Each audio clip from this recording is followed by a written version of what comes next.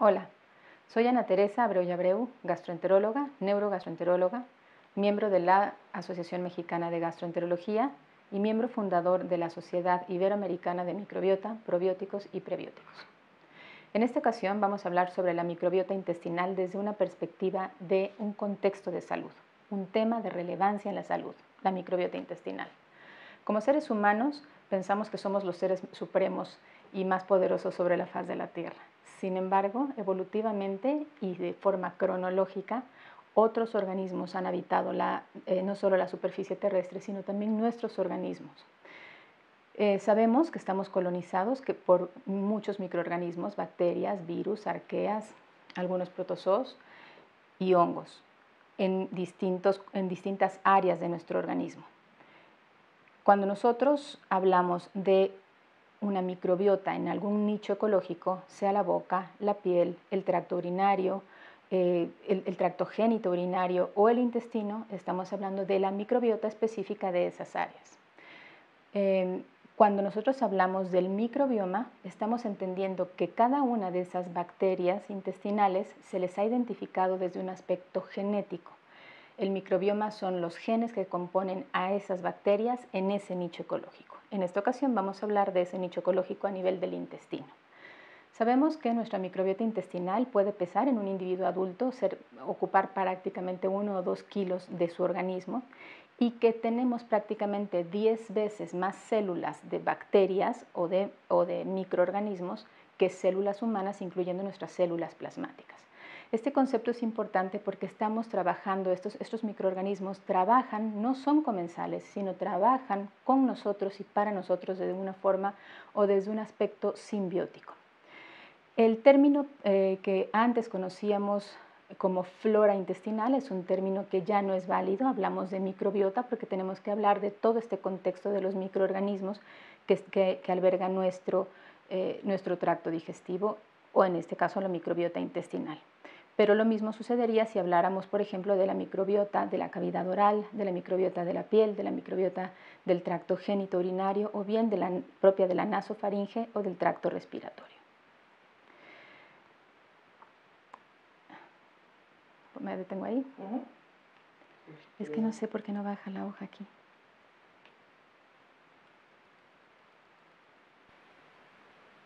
Prácticamente desde el 2009, prácticamente estos 10, 11 años, han sido muy fructíferos en el conocimiento de la microbiota y en muy concreto de la microbiota intestinal. Ya con estudios experimentales sabemos que esta colonización que sucede desde el momento del nacimiento y que se va enriqueciendo en el transcurso de la vida, conformando nuestra microbiota madura, tiene distintas funciones. Y eso es lo que tenemos que ver en esta cápsula o en este apartado.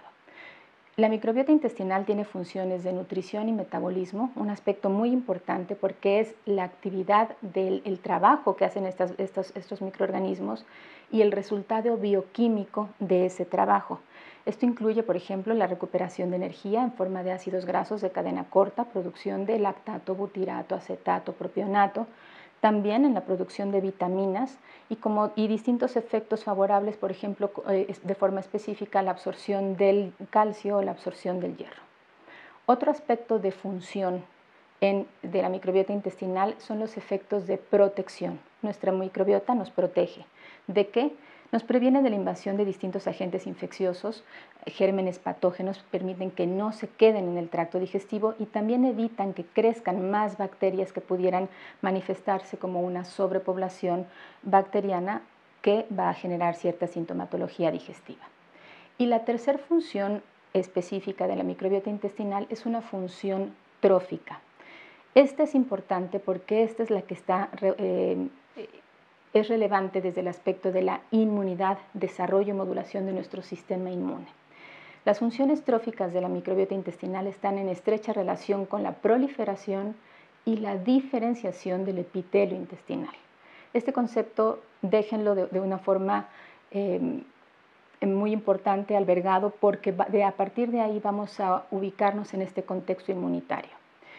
Hay otras funciones de la microbiota intestinal que se pueden mencionar. a distinto nivel, como son la producción de ciertas sustancias endocrinas, algunos neuropéptidos que dan señales en el sistema nervioso, recordando que tenemos un eje cerebro-intestino-microbiota.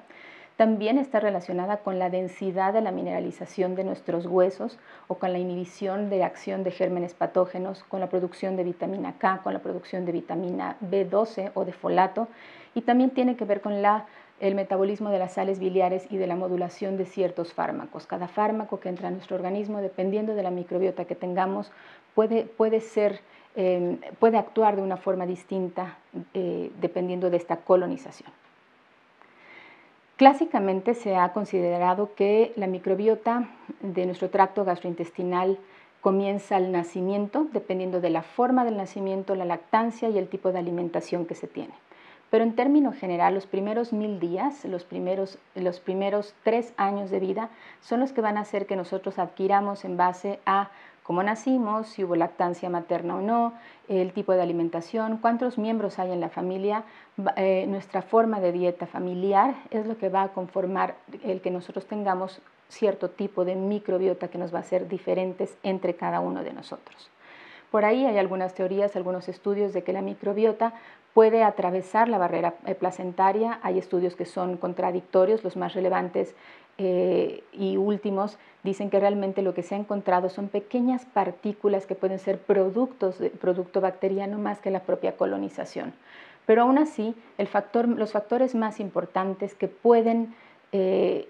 diseñan nuestra microbiota son la dieta y nuestro estilo de vida. A partir de los 3 años tenemos una microbiota madura, compuesta como la que prácticamente va a tener todo individuo adulto, pero esta se puede alterar de maneras también muy diversas.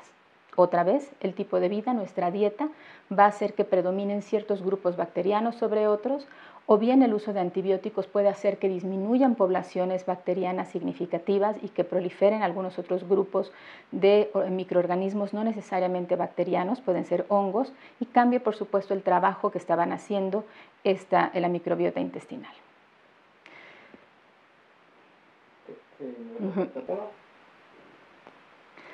Dicho de alguna forma muy sencilla, cada uno de nosotros tiene una microbiota muy distinta y no por ser distintos va a ser una mejor que la otra. No existe una microbiota ideal como tal o una microbiota normal. Lo que sí sabemos es cuando hay anormalidades en la microbiota porque proliferan ciertos gérmenes o porque disminuye la diversidad de otros microorganismos que tienen funciones buenas. En una persona adulta, el que mide en concreto el intestino entre 7 y 9 metros puede albergar entre 500 y 1000 especies de bacterias en concreto y las podemos acomodar en distintos filos. De forma predominante hay firmicutes hasta en un 60% y hay firmicutes buenos y firmicutes malos. Son la gran mayoría los firmicutes que predominan sobre los bacteroidetes, que también hay bacteroidetes buenos y bacteroidetes malos, que esos estarían más o menos en un 25% de la densidad de nuestra microbiota intestinal. Y acomodados, como dijimos, en distintas diversidades y en distinta abundancia. Recordemos que... ¿Me regalaría una vez más y acomodados, por favor? Que cometió una pequeña interferencia, entonces para repetirlo. Y acomodados. Y acomodados en diferentes. Eso fue nada más la última parte. Creo que dije diversidad y abundancia, es que no lo leí. Ok. Y acomodados o siendo distintos entre cada uno de nosotros dependiendo de la diversidad y de la abundancia de ciertos microorganismos. La microbiota que tenemos en todo nuestro tracto digestivo, en piel, en mucosas, en tracto respiratorio, en vagina, en tracto digestivo, toda la microbiota, en cada una de ellas vamos a encontrar distintos ecosistemas microbianos que son complejos. Esto es importante porque ese ecosistema se adapta para las particularidades de cada nicho para producir y trabajar en simbiosis con nosotros. De todos ellos, finalmente, siempre la microbiota del tracto digestivo es la que sabemos que es la más diversa, la más abundante, la más rica en números y en cantidades y en tipos de microorganismos. Esto es lo que hace muy importante al tubo digestivo. Particularmente dentro de nuestro intestino hay una zona que es el ciego. En el ciego es donde, aunque no lo creamos, existe de forma concentrada una mayor cantidad, una mayor densidad de microorganismos, y esto es porque en esta zona nosotros tenemos, en la zona del ciego, tenemos localizada la zona del tejido linfoide asociada a mucosas, de la cual hablaremos en otra ocasión.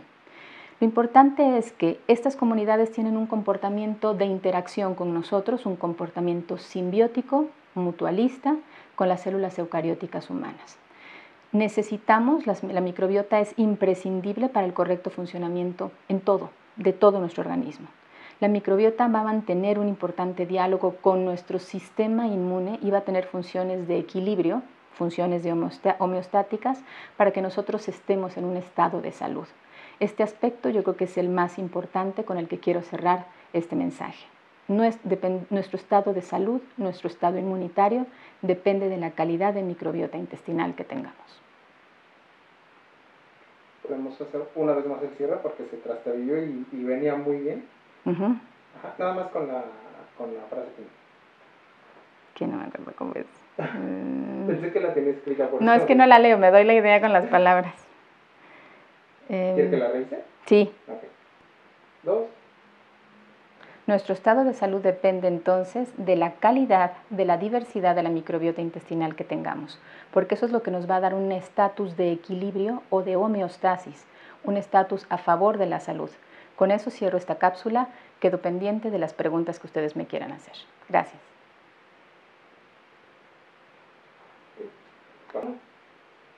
Hola, soy Ana Teresa Abreu y Abreu, médico gastroenteróloga, neurogastroenteróloga, miembro de la Asociación Mexicana de Gastroenterología y miembro fundador de la Sociedad Iberoamericana de Microbiota, Probióticos y Prebióticos.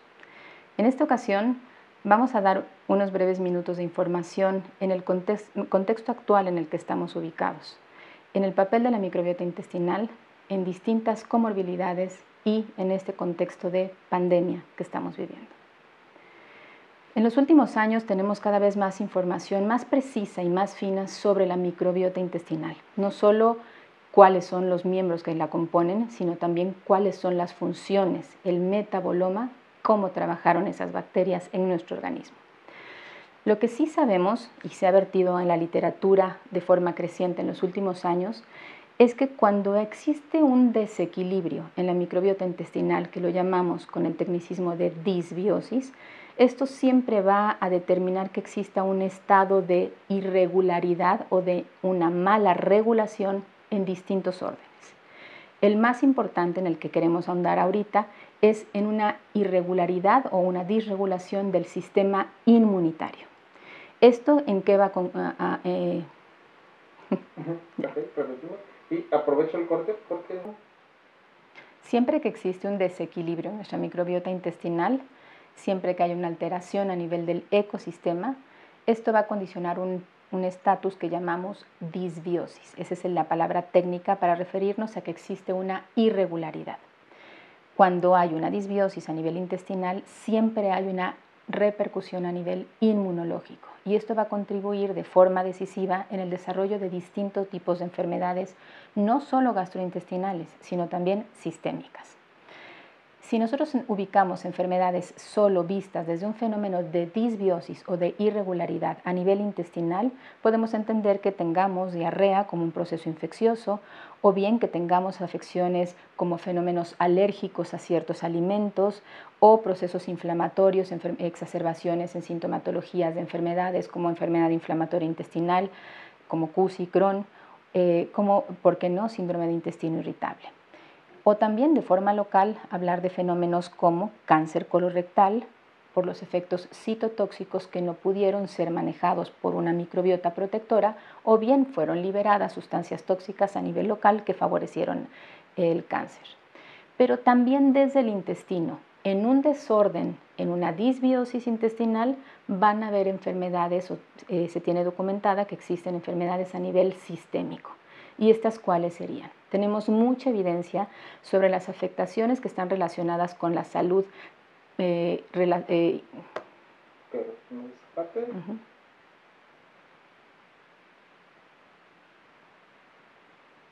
Tenemos mucha evidencia sobre enfermedades sistémicas que están relacionadas con esta alteración en la microbiota intestinal o con este fenómeno disbiótico. Y sí, ¿verdad? Sí, se oye muy marcado. Okay. Tenemos suficiente evidencia de que distintas enfermedades sistémicas son producto de una disbiosis a nivel intestinal. Y sistémicas estamos hablando desde obesidad, diabetes, dislipidemias, enfermedad hepática grasa no alcohólica y, por qué no, aterosclerosis.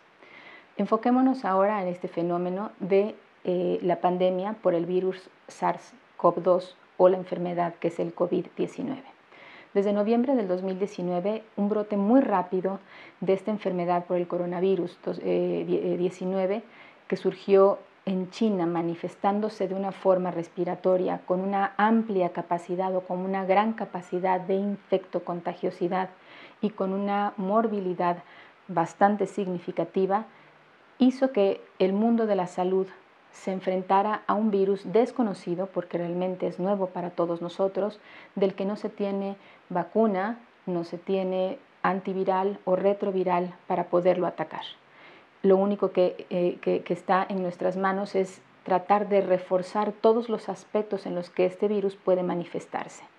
Es así como esta emergencia sanitaria que nos preocupa a todos ha contribuido también a que busquemos otros escenarios terapéuticos coadyuvantes para tratar de apoyar al paciente infectado. Me voy a esperar. Conforme empezamos a tener noticias de lo que ocasionaba COVID-19, entendimos que el hecho de tener comorbilidades siempre iba a ser un factor de riesgo para tener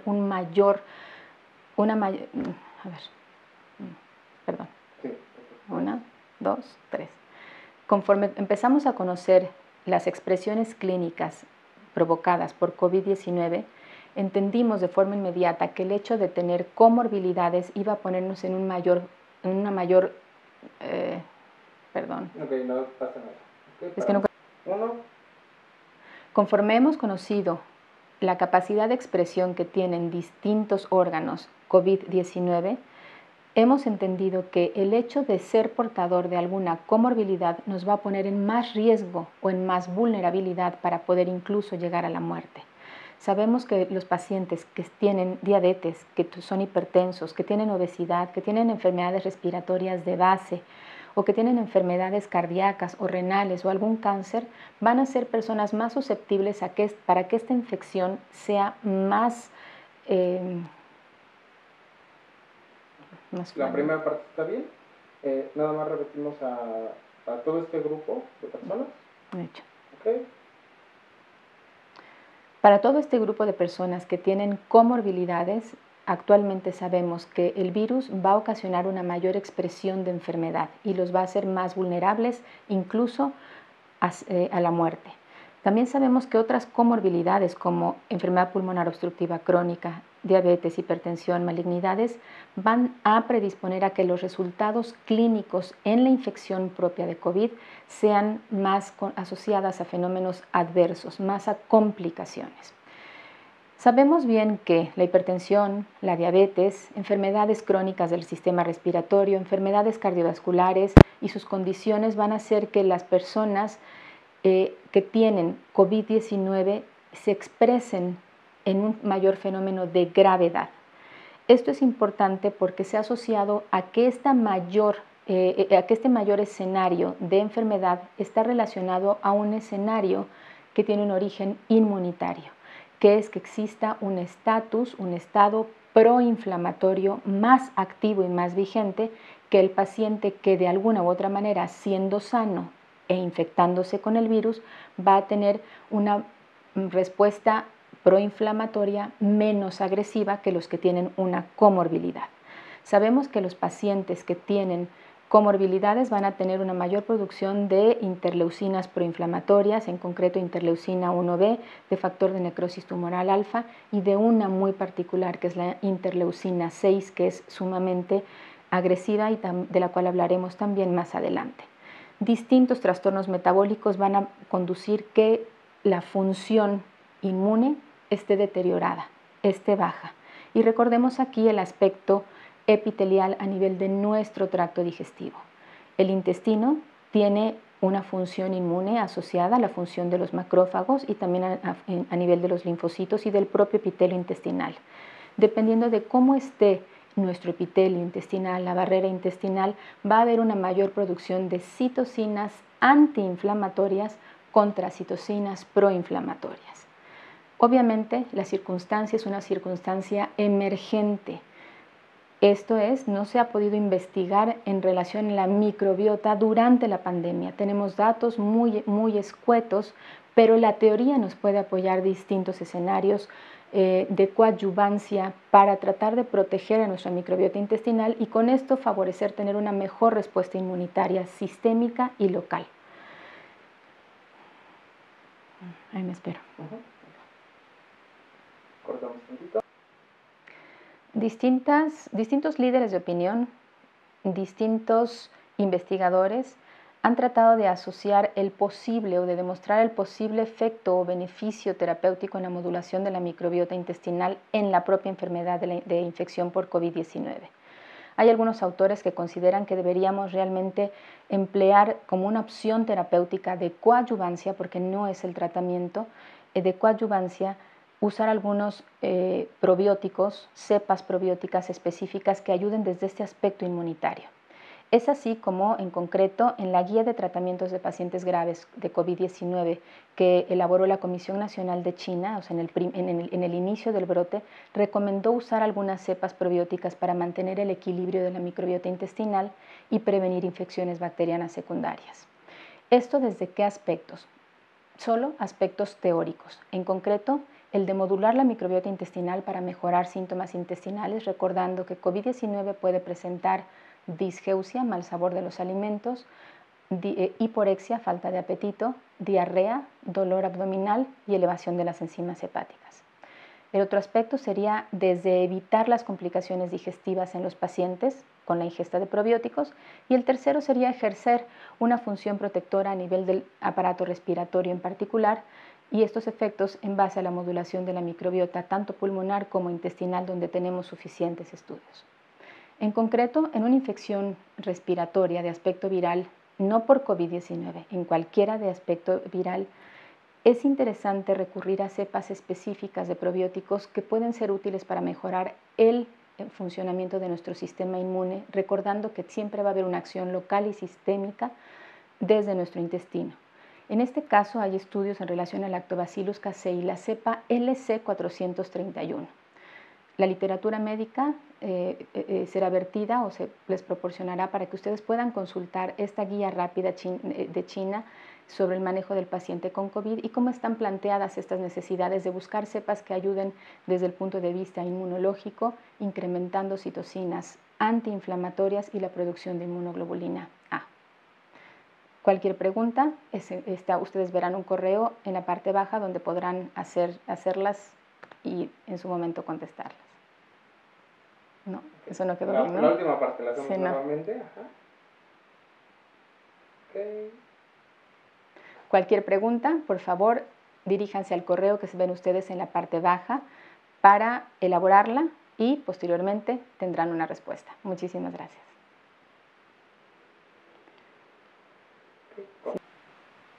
Hola, soy Ana Teresa Broya Abreu, médico gastroenteróloga, neurogastroenteróloga, miembro de la Asociación Mexicana de Gastroenterología y miembro fundador de la Sociedad Iberoamericana de Microbiota, Probióticos y Prebióticos.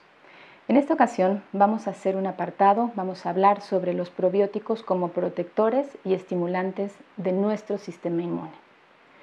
Clásicamente se ha atribuido el efecto benéfico de los probióticos. ¿Me espero? Clásicamente hemos atribuido el beneficio o el efecto benéfico de los probióticos a la capacidad que tienen de modificar la composición de la microbiota intestinal, tratando o cambiando el ambiente a un escenario de beneficio para el hospedero, esto es, hacia un escenario de salud clínica. Sin embargo, El mejor conocimiento de estos microorganismos ha permitido establecer distintas acciones de cada uno de ellos a través de los cuales van a ejercer estos efectos benéficos, y estos siempre son cepa dependiente. Los probióticos son microorganismos vivos que van a estimular funciones protectoras a nivel del tracto digestivo y que también son conocidos por el mecanismo de funcionamiento que tengan como bioprotectores, bioterapéuticos o bioprofilácticos. Esto es, nos pueden prevenir, nos pueden proteger y pueden tratar. Al estar en contacto con el exterior, nuestro sistema inmune intestinal va a constituir la parte más extensa y compleja de nuestro sistema inmune. A mí me gusta decir que el tracto digestivo es el órgano inmunitario número 1, por encima del tracto respiratorio. Es el que permite que nosotros tengamos una respuesta inmune local y sistémica. Va a recibir de forma diaria una cantidad enorme de sustancias antigénicas que entran nada más con el alimento, y como pueden ser, por ejemplo, las proteínas de la dieta o bien la ingesta de bacterias comensales que deben ser diferenciados dentro del propio intestino. El principal componente del órgano inmune a nivel del intestino, ya habíamos mencionado anteriormente que se encuentra en el ciego, en la zona que conocemos como zona o tejido GALT, por sus cifras en inglés, que corresponden a tejido linfoide asociado a mucosas. Este tejido, esta zona GALT,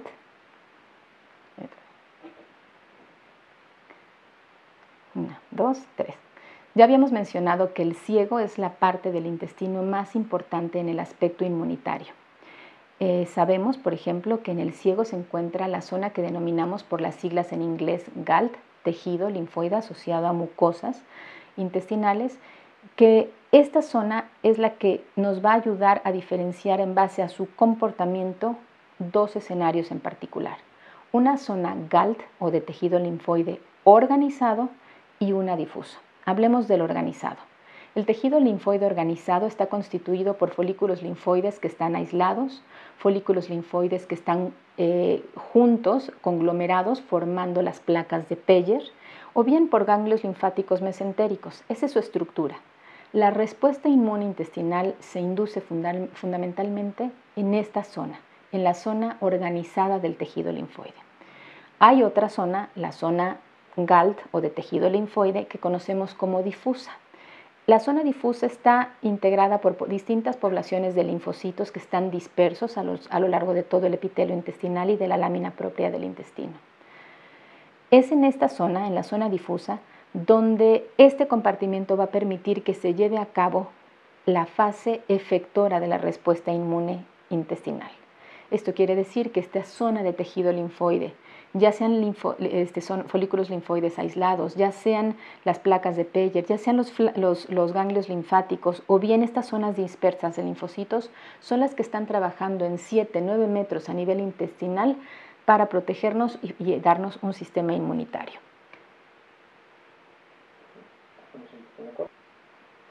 Debido a la localización intestinal y a la posibilidad de interactuar de forma directa con el epitelio y la mucosa intestinal, resulta evidente que los probióticos van a actuar también en nuestra inmunidad intestinal, en la específica y en la sistémica. Y también esto es importante porque la relación íntima que existe entre el efecto benéfico de tener un estatus inmune sano a tener un estatus inmune deteriorado, los probióticos pueden ejercer un efecto benéfico sobre este escenario clínico.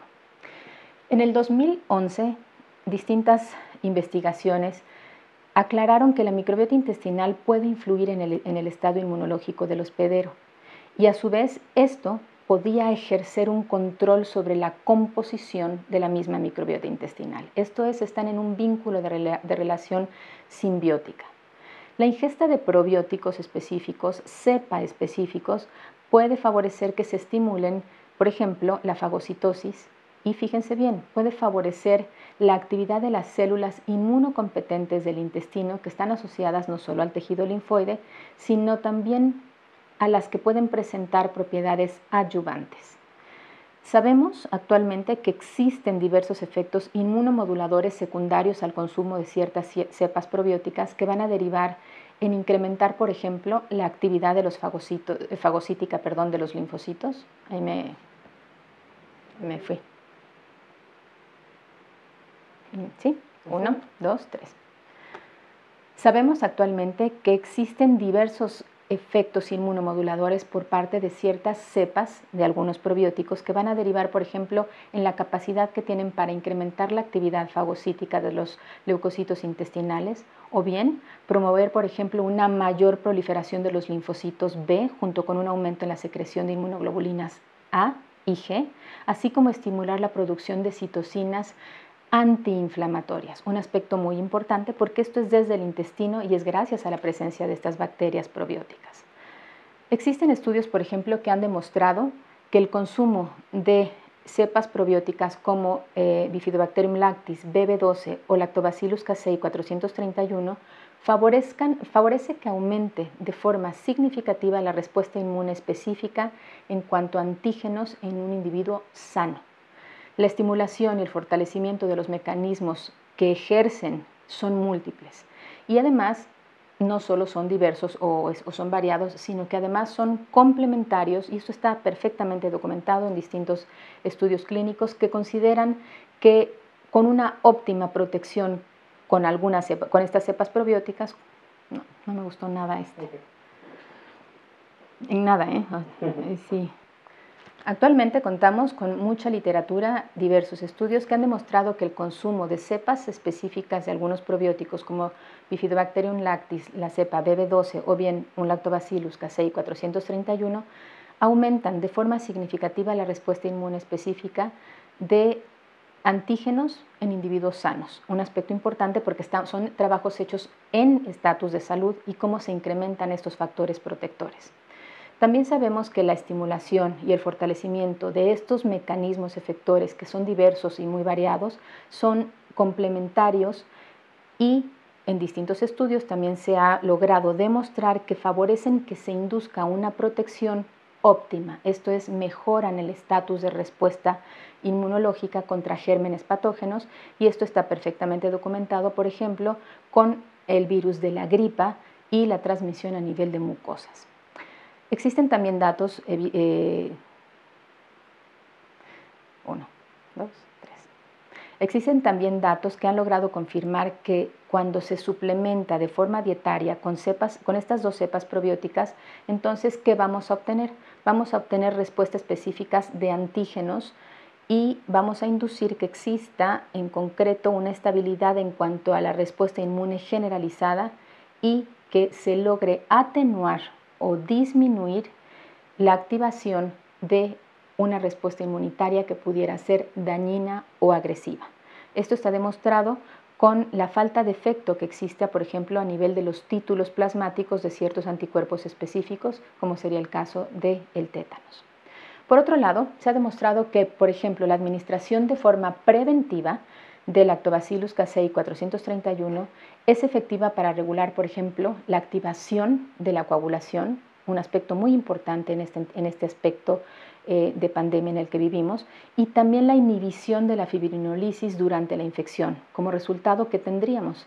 Se tendría una disminución de los depósitos de fibrina a nivel pulmonar y este efecto protector del Lactobacillus casei 431 va a estar asociado, va a estar mediado por la inducción de niveles de citocinas antiinflamatorias como serían interleucina 4 e interleucina 10.